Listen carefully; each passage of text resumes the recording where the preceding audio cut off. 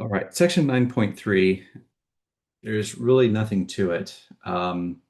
It's just a heads up of the different distributions that you're going to need for a hypothesis test. So based off of the information that you're receiving in the word problem, you're going to make a determination as far as which distribution you need to use.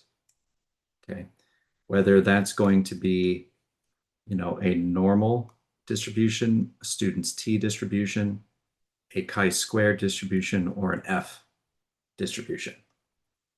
And what I've put here on this page, is all four of these distributions. So far, you've learned about the normal distribution and the student's t distribution. They both have very similar shapes. They're both symmetrical, right? The normal distribution is symmetrical and bell-shaped. But what you'll notice about the other two, the chi-squared and the F, is that they're not symmetrical, right? The values on the chi-squared and the F is they're all positive. They're all positive. Whereas with the normal and student's t, you have positive values and you have negative ones, positive and negative.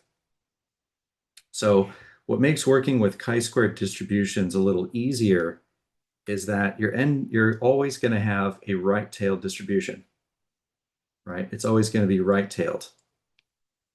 You won't have to worry about this business of, being right-tailed or being left-tailed or being two-tailed. You won't have to worry about that with the chi-squared and the F. It's always going to be right-tailed no matter what. So it kind of makes dealing with those a little bit easier. And all this section is about is just showing you, the kinds of distributions you're going to look at.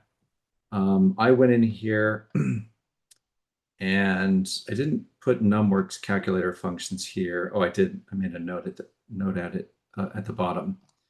But I put a bunch of the Texas Instruments functions in here, as far as which ones are used for which distribution.